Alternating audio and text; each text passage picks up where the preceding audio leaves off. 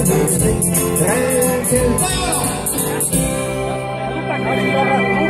veľmi pekne! Prichádza Nikita! Ďakujem pekne. Príjemný, pekný, čo podvečer, Prešovčania. Milujem toto mesto. Ja som tu kedysi dokonca párkrát hral v divadle aj s Billom Rozborilom. To tu boli úplne iné časy, ale vyzeralo to rovnako. Takže ešte raz, dovoľte, aby som sa s vami osobne tu stretol takto, že vis-a-vis, jak sa hovorí po latinsky. Som šťastný, že vás tu vidím toľkoto. Poďte sem trošku aj bližšie, vy, ktorí máte hlavne tie trička Fico chráni zlodejov, preto sme sa tu aj stretli, pretože Fico chráni zlodejov. Dobrý podvečer, spoluobčania, Prešovčani. Som, ako viete, tiež stade z Prešova, takže som veľmi rád, že aj vám záleží na napredovaní krajiny, ktorú máme radi. Máme radi Slovensko? Máme. Vieme si ho spravovať? Naučíme ich, ako ho máme spravovať. Môžem povedať, že po 27 rokoch, tie sme tu stáli pred 27 roky, tu sme stáli, VPN. A ja som štrgal. A ja som ako 29-ročný štrgal a sa pýtam, čo sme dosiahli? Dosiahli sme to, že na Slovensku môžete kúpiť pravdu s malým P. Povedať už nepomôže teraz vekovo. Tak, ale môžeme kúpiť pravdu. Keď máš peniaze, kúpiš pravdu. To je demokracia? To je totalita. Takže vážení, myslím si, že tak ako my, keď sme v roku 2010, keď mi bol niekto povedal, že o 2 roky padne Mečera Slota, poviem nemožné. Nemožné.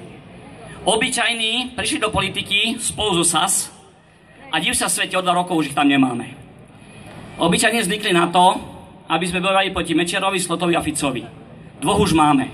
Ostal ešte 1. Samozrejme, že oni sa neboja ani Fecka, ani Galka, ani Matoviča, ani Sulíka. Vás sa boja. Ulice sa boja a to musíme zdvihnúť hlas.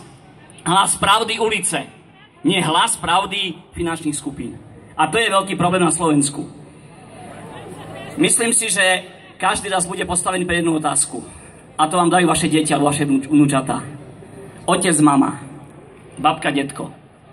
Čo si urobil preto, aby som tu mohol zložiť rodinu, bývať tu a vychovať ďalšiu generáciu?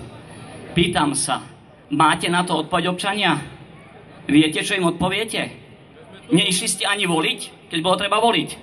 Nepodpísali ste ani petíciu na odvolanie ministrov vo vlády, keď bolo treba. Neprišli ste ani na mítingy? Tak keď tak sa k tomu postavíte, tak veľa toho asi nezmeníme. A preto som rád, že je vás tu toľko, a chodím po krajských mestách, takže konkurujeme aj ďalším krajským mestám, takže som veľmi rád, že aj Prešovčania nesklamali a vás tu máme. Môžem povedať, že v blahej pamäti Ján Pavol II Svätý už teraz povedal, že demokracia bez hodnôt sa zmení na totalitu. Nie sme náhodou doma? Nie sme náhodou na Slovensku doma, že tu máme totalitu? Totalitu finančných skupín, finančných oligarchov, a hlas ulice nie je vypočutý. Myslím si, že to by malo byť krédo každého normálne triezvo uvažujúceho človeka na Slovensku, aby pripravil pre ďalšie generácie normálny, poctivý slovenský život, slovenskú krajinu, lebo uvedomte si, vážení, a to musím opakovať stále, žijeme v dobe, keď Slovák má od 1.1.1993 konečne list vlastníctva. Mohli sme byť 1000 rokov pomaďarčení, nie sme. 60 rokov počeštení, nie sme. Slovák je tu, máme krásnu krajinu. A my si nevieme sami vládnuť, aby sme spali dobre. No to je čo za volovina, mi to povedzte. Takže vážení, červená Kaliňákovi, červená vláde a odstúpiť. Odstúpiť, odstúpiť, odstúpiť, odstúpiť. Odstúpiť, odstúpiť, odstúpiť, odstúpiť, odstúpiť, odstúpiť, odstúpiť, odstúpiť, odstúpiť, odstúpiť, odstúpiť. Ďakujem. A ešte na záver. Vážení, my vydržíme. My vydržíme. Chcem veriť, že aj vy vydržíte, lebo zo Sovietského zväzu na väčšie časy už tu bolo. Aj to padlo.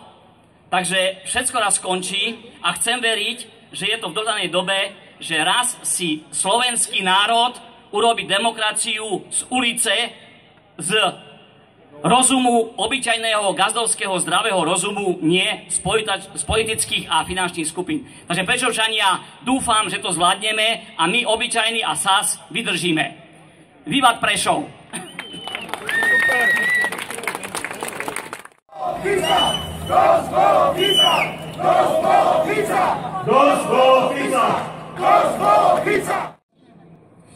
Nad Tatrou sa blízka hromy divový